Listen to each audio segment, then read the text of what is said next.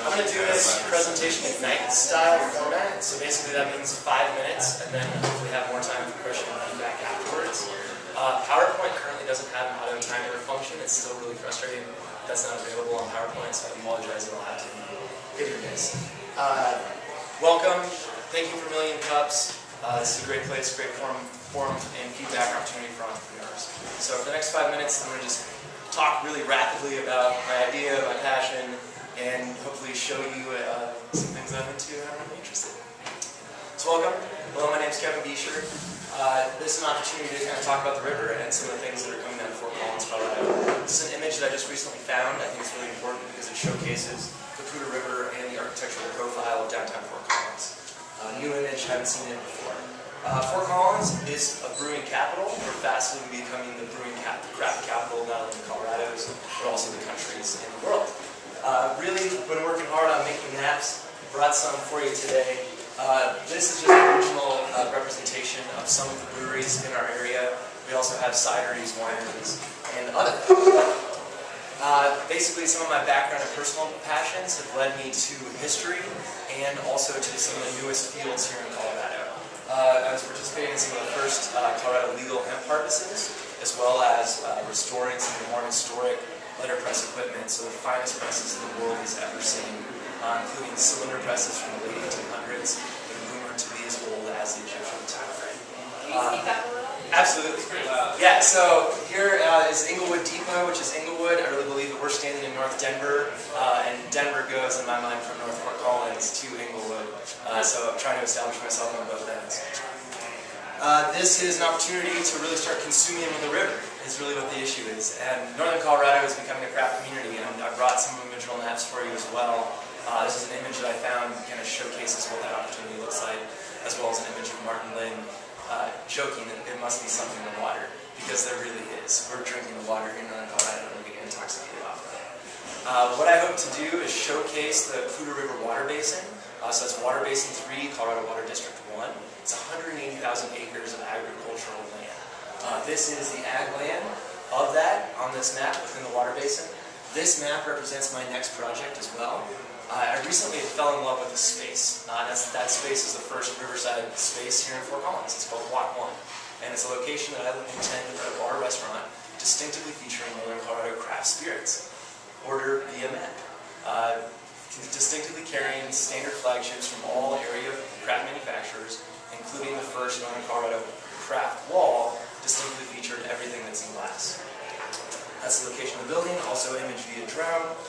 This is where I hope to be on my little map, next to the Poudre River, be the closest bar next to New Belgium, and right in the heart of Old Town, also in the River District.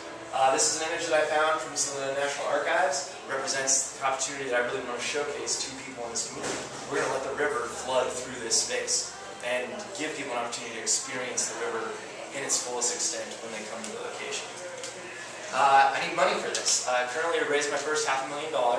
Specifically, I threw this dollar bill up. It's a $10 Hamilton. It was one of the first hemp American made dollar bills. I've also been pursuing the hemp industry paper exclusively and printed my maps to the highest and finest historical standards, finest paper, finest ink, blood in my water and blood on my map. And so I brought a few of these, and I'll give these away at the end of my presentation. So basically, my total ask was $2 million. I basically have fully vetted the cost and the cost of the restaurant, have my head chef installed and ready to be paying him $400 to $600 a month, or $406 a week to really start helping me move forward on these things.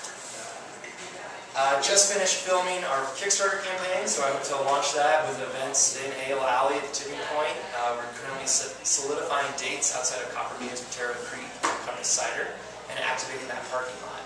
I took a film crew in the Shed Media, which is a local film agency that's been doing really well. Imperial Records is their top product that they're filming and doing under the Marquee, which is a great regional newspaper. This is at the confluence of the Poudre River. You can actually see the line, which is kind of special. So Poudre on this side, Platte on the other side. And actually, just yesterday I was at the headwaters in Estes Park, filming the other half of the video. So welcome to the PoudrePlatte. We're going to be hopefully open in about a year and a half from now and be the first riverside restaurant here in Fort Collins and in Colorado. Cheers.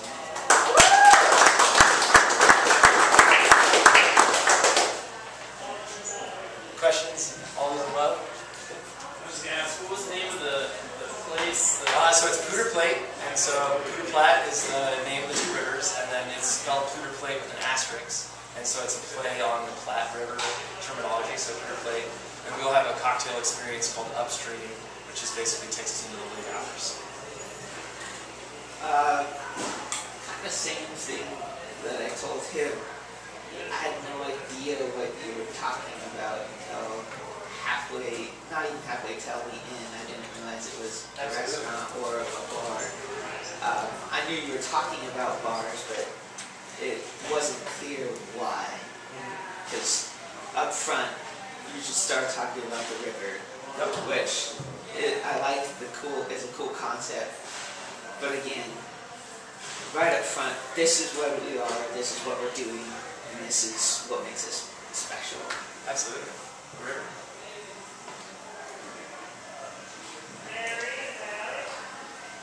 I'm not quite, it's bar. Yeah. It's a restaurant. Yep. American style gastropub. It happens to be near the river, but those two things don't mesh for me. So currently in the farm-to-table movement, farm-to-table is still really fresh. The kitchen here in Fort Collins is another great example of that. So we're going to be the first rivercraft restaurant. So we're evolving farm-to-table and exclusively featuring farms and crafts made from and of the Poudre River. So there's currently 4 in the state of Colorado, the bar restaurants that feature all Colorado spirits. We're going to be the first in North America to feature just one river exclusively. So included in that, Mayor of Old Town for GABF Week does a 1MCNoCo tap over to 100 taps of Colorado craft spirits.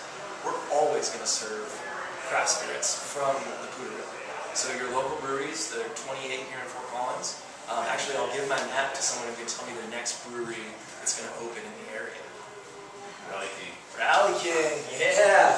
So they actually were almost open this week is Craft Beer, and they are having some craft issues with their licensing and permitting, so they were heartbreakingly unavailable to open. So I'm still confused also. Your restaurant, bar, the whole idea is that you are going to you're going to have products at your restaurant bar that are from farms that are irrigated by the Poudre River? That's exactly right. So basically, the entire theme of the space is from and of the Poudre River. So closest farms sourced along the Poudre River water basin, the 180,000 irrigated agricultural farms from the Poudre water basin will be exclusively featured there. So the only available food will be from the Poudre watershed and basin. This is just kind of a random thought, but you talk about the river a lot, and I mean, you were introduced I'm not from Fort Collins originally, and I think Poudre is just a weird word. I'm curious to why you didn't just decide to call the place the river. That's, yeah, I mean, there's the great consideration, PoudrePlatte just is a novel play on words, and the opportunity to kind of showcase and get the name of the river into clear conversations, things in a novel way. You're having Brandon over here. So I realize you're still in concept phase, but you said you're going to source exclusively local food. Yeah. Okay, that's going to be impossible because of the seasonality and price points. You know, the kitchen's one of the most expensive restaurants because they're sourcing a good amount. It's hard for me to see where you're going with this because you haven't done any of the legwork related to sourcing of these products. So I think in concept it sounds beautiful. Head chef in the area, he recently is specialized in opening restaurants here in the area. Just opened Rare, Black Bottle, and Mayor of Old Town. Hoping to work with people like They're Fooding Together. Scott Hapner is another great local contact who's one of my advisors, who precursor to another called a food incubator, to kind of begin to source and rapidly have food available on a regular basis. And yes, premium is the cost. So getting that space seems like critical to your whole business model here. I realize it's a new building. Do you have some sort of exclusive rights to lease that? So currently where I'm at with that, I do have secured the space more or less, working with a core investor, raised $500,000 to give me an opportunity to start working on that space. Next phase is launching my Kickstarter and start actively promoting the next $1.5 million raise to make this a reality, including giving my chef money so he can help me source the food so I can get this reality. Have you looked at like the engineering Yeah, design it's requirements suits for and that nuts, area? out to X-ray all the way down. They couldn't have left it more blank. We're going to have a workshop, which they actually built the building, and then we're going to bring on Ricketts as a landscape architect and engineer who's making our plan. A bunch of thoughts on different places that people I work with in town. Meeting with one of the development agencies a few weeks ago. One of the first things he said to me is, "Oh crap, please don't." I mean, we were just going over the different kinds of businesses that they're interested in funding, and he's like, "Please, I'm tired of hearing about breweries and I'm tired of hearing about restaurants. One, if you know about people that actually fund restaurants, it's one of the riskiest investments that's out there. And if you ask me to put $2 million into something, my exit strategy for that to get my money back is maybe, who knows how many years down the road, maybe 10 years, because there's no way that in the profit you're going to be making, margins are so narrow, that I'm going to see a return on this. And me as an investor, I'm going to run from you and I'm going to put my money into something else. There's a glut of breweries here. Everybody's doing it. And you haven't really given me any great differentiators there, except you're sourcing your food from a certain place and kind of your thematic approach. But other than that, I have no real reason. I have no great chef that I'm tied to that has a track record that I know that I'm going to be seeing my money back. There were so many questions that were raised here that my head was spinning and I didn't even know what questions to ask first. But as a person that works with people that are investors, they run from this stuff. It's like, please don't bring me this stuff.